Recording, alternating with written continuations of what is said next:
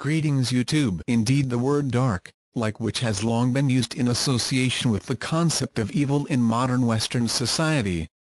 As pagans, we know that a witch is not necessarily evil. We have worked hard to reclaim the word witch, if only so that we can personally break free of our own social conditioning that a witch is synonymous with evil. In seeking to reclaim the word witch, we have often distanced ourselves from other such loaded words that carry the public's projection of evil. The easiest way to accomplish this distancing was to focus on imagery associated with goodness, such as light. However, there is an inherent problem with this.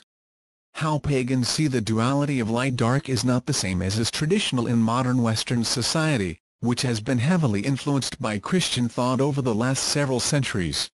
The Western worldview is based on dualism, where duality is broken down into two very separate and distinct irreducible parts. These parts are independent of each other and can be either complementary or in conflict. In the case of traditional Western thought, the symbolism of light and dark is deeply rooted in the Christian ethical dualism symbolized as the battle of good, light, versus evil, dark. Paganism, on the other hand, has adopted a worldview based on monism, where duality is more often perceived as aspects of an encompassing whole. Dualities such as light-dark thus exist as polarities, two opposite yet complementing aspects of a whole. The yin-yang, which shows each side as part of a greater whole, each containing an aspect of its opposite within it, is a familiar symbol of polarity.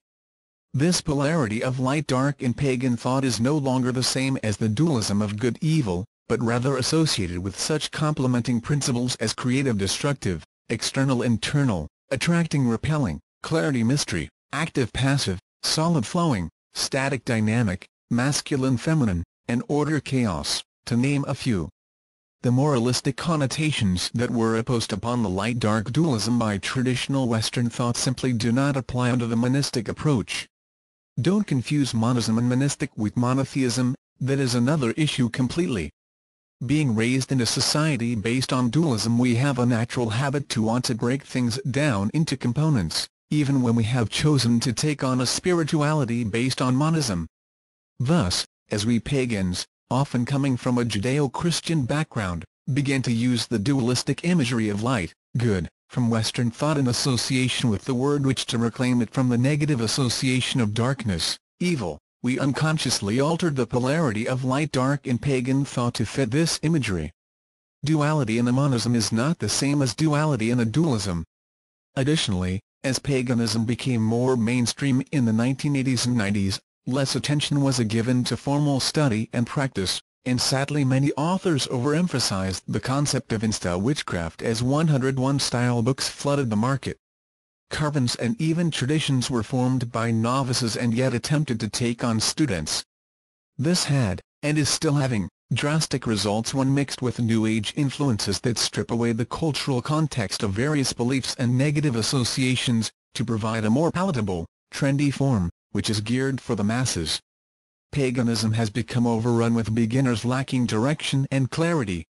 Although I am a strong proponent for the validity of solitary practice, the sudden shift in majority from coven-centric to solitary practice has not come without a cost.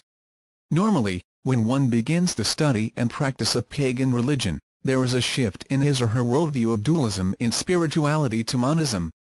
This shift is an internal process, an initiation, and happens to both the solitary and coven member alike. The external self-dedication or initiation ritual uses imagery to help catalyze this internal initiation. Alone, such rituals are but empty forms and useless. One of the reasons coven novitiates must wait a year and a day before a formal initiation is to allow the novitiate time to experience the mysteries of the craft. A personal understanding of pagan symbolism in the proper context. Of course, this same process can happen to a dedicated solitary with discipline and motivation. A shift in worldview can only occur through practice and experience. One must work under the principles of the new worldview before it clicks and becomes a part of us, and this takes time and effort, two things many unguided novices, or unqualified teachers, fail to see. This is much akin to culture shock. When we cannot relate to a foreign culture, its practices that do not complement our own culture may seem strange or even barbaric. If, however, we were to live within the context of that culture, we would eventually start to see those practices within the proper context and perhaps appreciate, or at least better understand, the local practices that we once scoffed at. What has been happening in the pagan community more and more is an influx of people taking its symbolism and mysteries out of the context of monism and translating them to fit their own context based in dualism. Light and dark become opposed and polarities are thrown out of balance as anything associated with darkness is disowned. Popular pagan religions such as Wicca become fluffy, losing their depth. Such pagans are not receptive to challenges to their comfortable niche in their spirituality. Here they find release from the overburdening aspects of their former Judeo-Christian religions while finding the security and encouragement of the more flexible pagan paths. The flexibility can be taken to the extreme of assuming that anything we know not like can simply be discarded without concern. Unless this imbalance is corrected, the true mysteries that paganism offers are lost. Pagan traditions are becoming empty shells of what they once were, and the sense of community is becoming shattered by witch wars and silly politics. Before we can salvage our beliefs, we must first reclaim darkness and encourage this reclamation from within.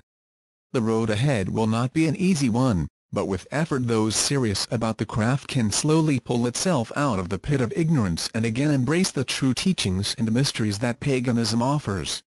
To end on a positive note, I have noticed many new books beginning to emphasize practice and steer away from the cookie-cutter books that follow the same template of generic information with filler spells, rituals, and catchy graphics. Many new books since the end of the 1990s have begun to concentrate on the principles and meaning behind the practice and to rely on sound research and personal experience.